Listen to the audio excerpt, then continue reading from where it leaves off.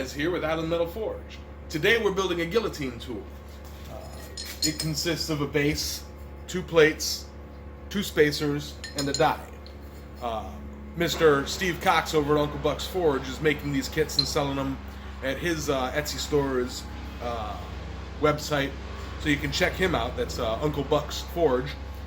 As we know, he makes some fantastic tool kits and swage blocks and all sorts of fun stuff like that.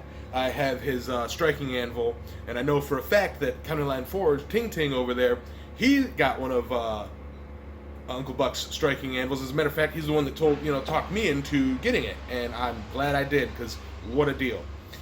Ting Ting put his together and has been using it and abusing it, and it holds up. You got to know that those tool kits that Uncle Buck's selling it's worth it.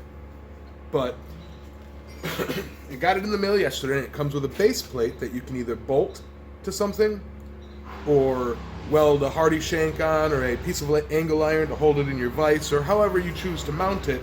It's got the base plate. With that, it comes with 2 3/4 spacers right there, and 2 plates, a pass-through plate. All right, and it's got Uncle Buck's touch mark on it, so you can either, like he says in his video, choose to display it or choose to hide it. So that will go together like that, and then you slide the die, the 4140 die that comes with it, down there, in there, and use it, cut it, make the die what you want, and awesome. So I, however, am going to do something. I'm going to wrap this in a piece of paper, because it is 3/4, as are the spacers. So when I weld that together, that will be kind of tight, I'm sure.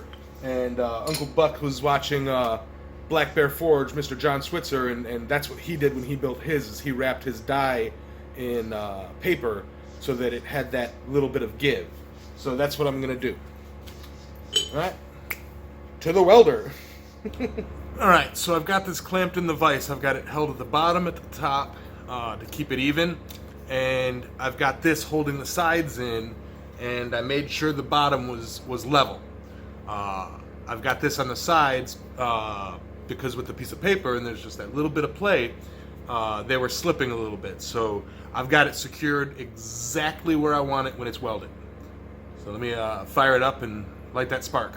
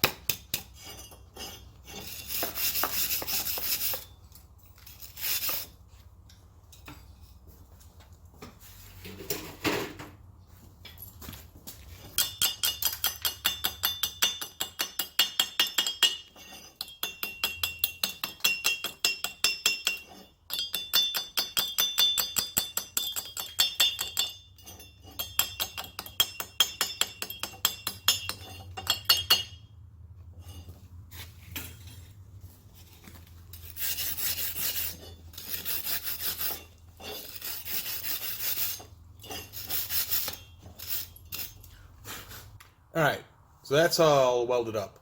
I don't have a piece of steel that is small enough for my hardy shank yet large enough. I don't have the right size piece. I have a few pieces that are bigger that I will have to forge down. Yet, unfortunately, right this moment, I don't have the time. So, I used and I guess this works in a pinch. I used my hold fast to hold it down, and it works. So there's a little another way to hold it down. So I'm gonna light the forge and throw some metal in this. I just did a flat, uh, just a flat cut on it, and I'll decide exactly what angle or what I want to do. I kind of want a fuller, um, you know. I'll decide what I want to do with it when it comes to it. Uh, but I'm excited. I'll have to see if if we can order some blanks from him. That'd be cool.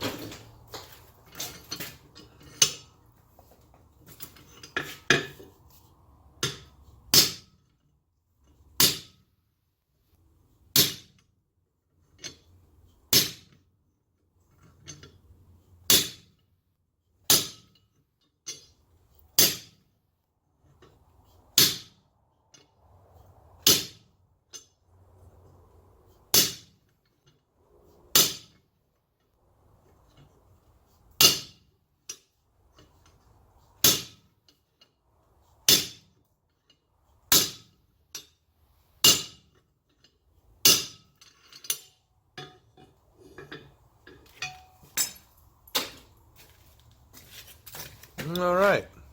As you can see, obviously it didn't go anywhere because I was doing flat, but solid, works like a charm.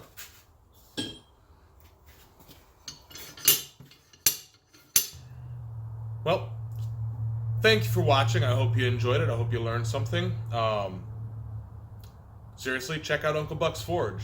A lot of great stuff. He does a lot of cool things. You can actually find him right over here. You can also check out the video that he talks about this thing right below him. And don't forget, this is the first time on my channel, click that subscribe and check out that video.